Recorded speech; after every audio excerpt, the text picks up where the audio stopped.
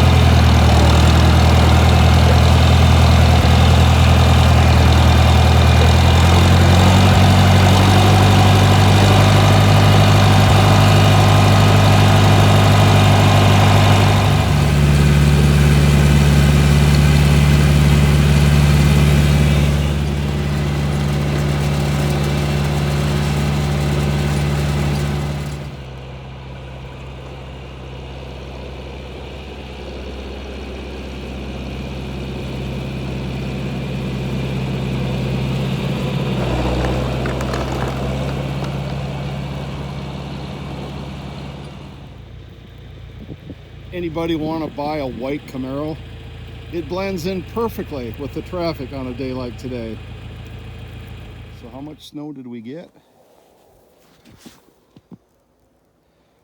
Looking like 8 to 10 inches, kind of like they predicted.